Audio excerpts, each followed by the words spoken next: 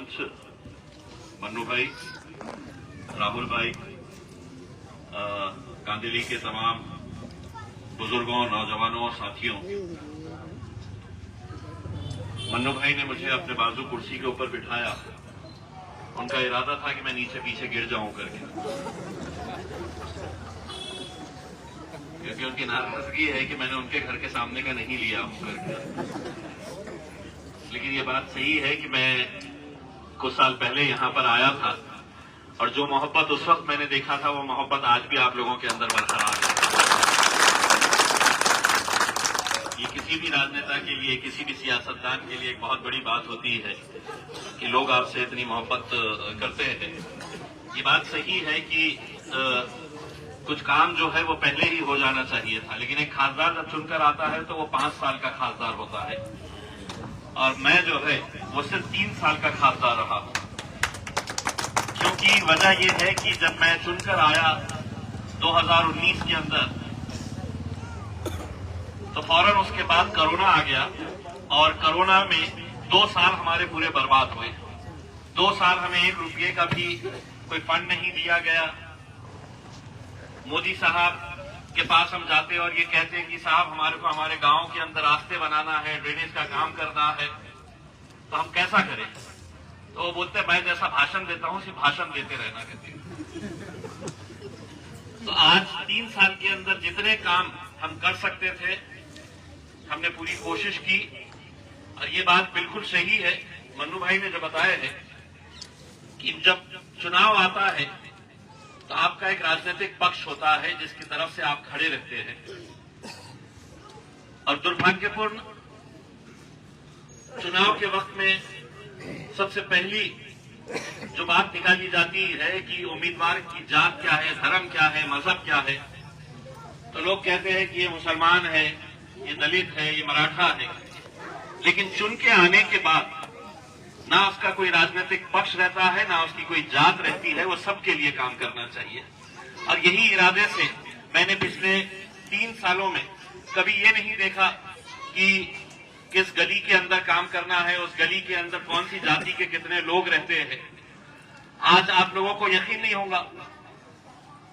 लेकिन मैं राहुल भाई को ये बताना चाहता हूं कि राहुल भाई, मेरे पक्ष के बारे में तो बहुत बड़ी बड़ी बातें होती है, लेकिन आज यही एमआईएम पार्टी का एक खासदार है जिसने अपने ही जिले के अंदर राम मंदिर बनाने के लिए भी पैसा दिया है, मेरे ही जिले के गांव के अंदर, क्योंकि ये पैसा मेरा नहीं है। हनुमान मंदिर के लिए जब किसी गांव से लोग आए मेरे पास और उन्होंने कहा कि हमें हनुमान मंदिर के अंदर एक सभागृह बनाने का है, तो मैंने ये नहीं पूछा उनसे, मैंने ये नहीं देखा, क्योंकि अगर मैं कितने सारे अगर बुद्ध विहार बनाता हूं तो यकीनन दूसरी जाति और धर्म के लोग जब मेरे पास आते हैं तो मैं उनका भी खासदार हूं, तो उनके लिए भी काम करना मेरी जिम्मेदारी है। मुझे खुशी इस बात की हुई कि जब भी मैं इस तरह के उद्घाटन करने के लिए जाता हूं तो लोग ये मांग करते हैं कि साहब ये गली का भी रोड बना दीजिएगा, हमारी गली का भी बना दीजिएगा। मुझे हमारे सरपंच मन्नू भाई के ऊपर खुशी इस बात की हुई कि उन्होंने जो मांग की है कि यहाँ का स्कूल अगर 7वीं और 8वीं तक है उसे 10वीं तक किया जाए, तो मन्नू भाई की सोच कैसी है इसको मैं सलाम करता हूं। कि अगर बच्चों को अगर हम पढ़ाएंगे, अगर बच्चों को अगर हम शिक्षा नहीं देंगे, सरकार की अगर जिम्मेदारी है या सरकार ये बड़ी बड़ी बातें करती है कि हम सबको शिक्षा देने का काम कर रहे हैं और मराठी मीडियम का मुझे बताया गया कि 7वीं तक है, उर्दू मीडियम सिर्फ 8वीं तक है, यानी कि इसके बाद अगर बच्चों को पढ़ना है तो पढ़ो, जो पढ़ सकता है दूर जा सकता है, जो पैसा खर्च कर सकता है वो पढ़ेगा, जो गरीब है वो नहीं पढ़ेगा। तो ऐसे हालात के अंदर मैंने बैठे बैठे ही मेरे पीए को इमीडिएट मैंने मैसेज डाला कि गांधीली के अंदर ये 7वीं और 8वीं की क्लास को फौरन 10वीं तक पहुंचाने के लिए एक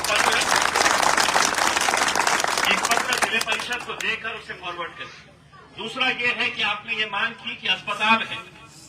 लेकिन डॉक्टर नहीं है। मैं आपको एक बात बताना चाहता हूं कि मैंने मुंबई हाईकोर्ट के अंदर एक जनहित याचिका दायर किया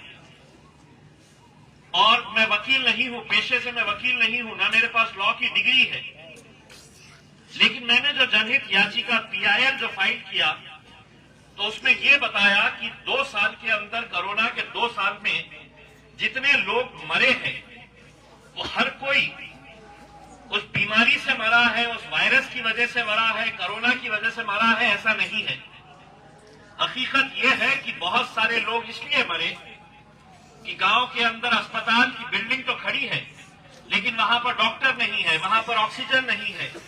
घाटी अस्पताल के अंदर बड़ी बड़ी बिल्डिंगें तो हैं लेकिन वहां पर वेंटिलेटर्स नहीं थे, वहां पर ऑक्सीजन कंसेंट्रेटर्स नहीं थे। 150 करोड़ रुपए की हमने सुपर स्पेशलिटी की बिल्डिंग बनाकर तैयार किए थे लेकिन वो अस्पताल वहां पर चालू नहीं था क्योंकि वहां पर एक भी डॉक्टर नहीं था। तकरीबन 30 करोड़ रुपए के वहां पर ऑपरेशन करने के इक्विपमेंट्स पिछले 4-5 साल से पड़े हुए थे लेकिन एक भी ऑपरेशन नहीं हो रहा था। तो मैंने वो केस अदालत में